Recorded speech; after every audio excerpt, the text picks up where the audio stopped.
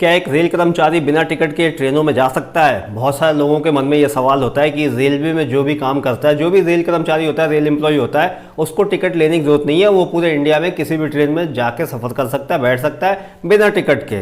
तो आज के इस वीडियो में आपको यही क्लियर करने वाला हूं कि पास क्या होता है और रेल कर्मचारी को टिकट लेनी होती है या नहीं लेनी होती है, और अगर उसको जो पास मिलता है रेल पास, उसमें वो कैसे यात्रा करता है, वो सारी चीजें इस वीडियो में बताऊंगा। इसलिए वीडियो को ध्यान से देखिएगा। अभी तक अगर आपने चैनल को सब्सक्राइब नहीं किया तो करके बेल आइकन बटन दबा दीजिएगा। तो देखिए, सबसे पहले तो आपका सवाल का जवाब ये है कि कोई भी रेल कर्मचारी कभी भी बिना टिकट के रेलवे में यात्रा नहीं कर सकता है। इस चीज को आप अपने दिमाग में बिठा लीजिए। कभी भी कोई भी रेल कर्मचारी बिना टिकट के रेलवे में यात्रा नहीं कर सकता। ये एज ए रूल है।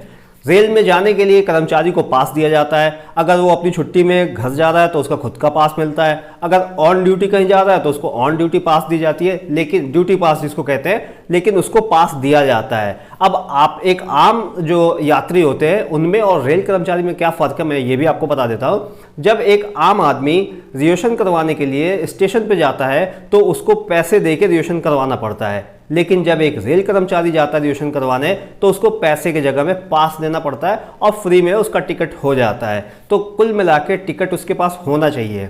अब बात करते हैं ये पास कैसा होता है। देखिए, मैं आपको दिखाऊं तो ये कुछ पुराने पास पड़े हैं। हालांकि अब ये वैलिड नहीं है, अब इस तरह के पास नहीं मिलते हैं। ये पेपर पास है।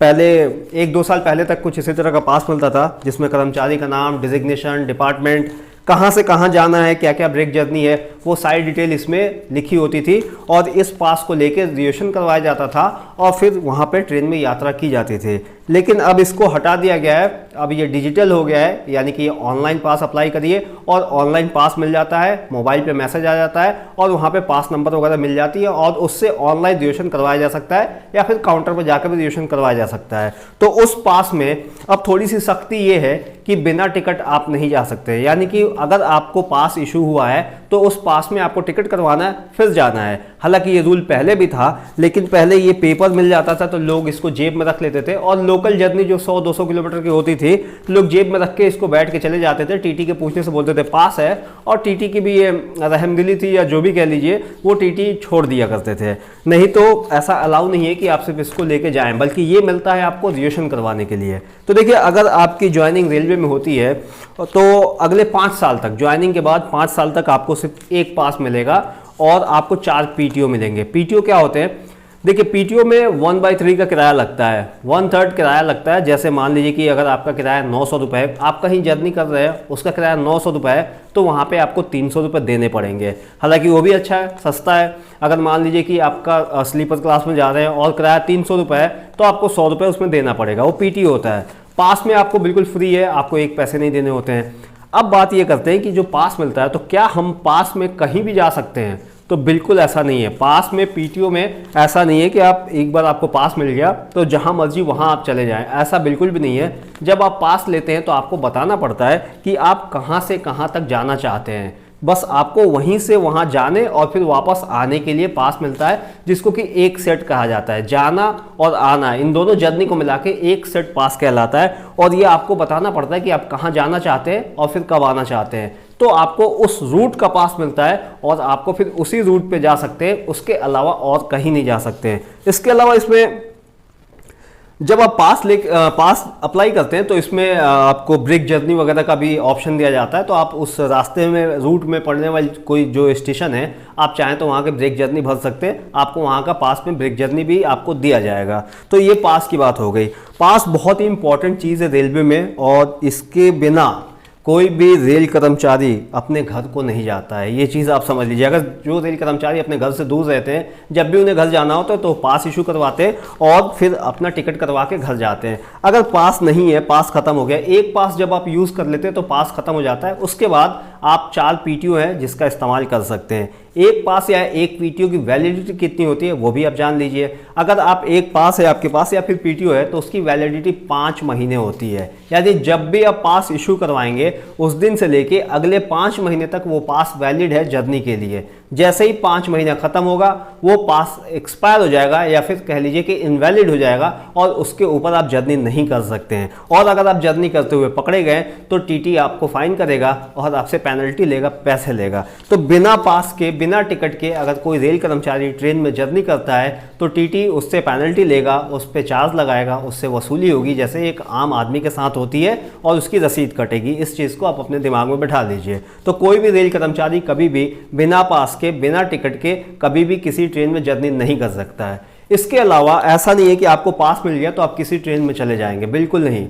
पास मिलने के बाद भी बहुत सारे रूल है, बहुत सारे ऐसी ट्रेनें हैं जिसमें पास अलाउ नहीं है। इसके अलावा बहुत सारे ऐसे पोस्ट हैं जिन पे डिपेंड करता है कि आप किस ट्रेन में आपका पास अलाउ है, किस ट्रेन में नहीं है। जैसे अगर आप ग्रुप डी की बात करें तो ग्रुप डी में जो भी पास मिलता है, अगर आपको एसी पास भी मिलेगा तो आपको राजधानी, दुरंतो जैसी गाड़ियों में आपका वो पास अलाउ नहीं होगा, वहां पे आप नहीं जा सकते हैं। अगर अपर ग्रेड क्लास में जाएंगे तो वहां पे उन लोगों को अलाउ है, वो जा सकते हैं उन गाड़ियों में। इसके अलावा कई बार ये होता है कि आपके पास रिस्ट्रिक्शन होता है कि अगर आपके पास में 4 लोग हैं, पास में कौन कौन जा सकता है? देखिए, पास में एक रेल कर्मचारी जा सकता है और उसका पूरा परिवार जा सकता है। पूरा परिवार में कौन है?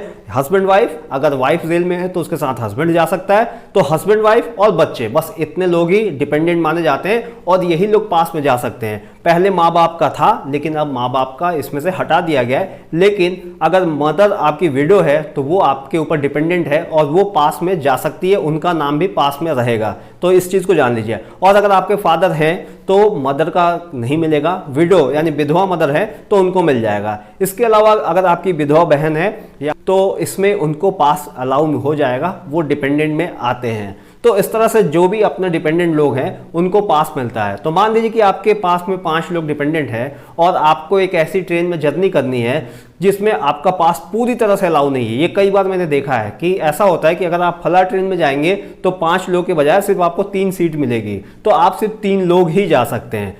पास में कभी भी कोई भी बाहर का आदमी नहीं जा सकता है। जितने लोग अलाउ हैं सिर्फ वही जा सकते हैं, उससे ज़्यादा लोग नहीं जा सकते हैं। इसके अलावा जो भी पास लेके जर्नी करता है उसके पास होना इम्पॉर्टेंट है। मान लीजिए कि मैं रेल कर्मचारी हूँ, अगर मेरी फैमिली मेरे बिना कहीं जा रही है पास पे, तो उनके पास वो पास होना चाहिए। जब भी आप पास इशू करवाते हैं, जब भी हमें पास मिलता है तो उस पर उस सारे लोगों का नाम होता है जो हमारे डिपेंडेंट है, यानी मेरी वाइफ, मेरे बच्चे, उन सब का नाम पास के ऊपर होता है। और चाहे मैं अकेला जाऊं या पूरी फैमिली के साथ जाऊं, पास में सबका नाम होता है और मैं चाहूं तो हर बार सबका रिजर्वेशन करवा सकता हूं और पूरी बर्थ ले सकता हूं। तो ये पास का कुछ रूल है और पास बहुत ही इंपॉर्टेंट चीज़ है। मैं पहले भी आपको बता चुका हूँ रेलवे कर्मचारियों के लिए। तो अगर आप एक नए रेल कर्मचारी हैं तो आपको 5 साल में 1 पास मिलेगा, 3 पीटीओ मिलेगा। और जब आप 5 साल का ये पीरियड पूरा कर लेते हैं तो आपको साल में 3 पास और 4 पीटीओ मिलेगा, जिससे आपकी यात्रा, आप पूरे साल यात्रा कर सकते हैं। तो आपकी जानकारी कैसे लगी कमेंट करके बताइएगा। वीडियो देखने के लिए धन्यवाद।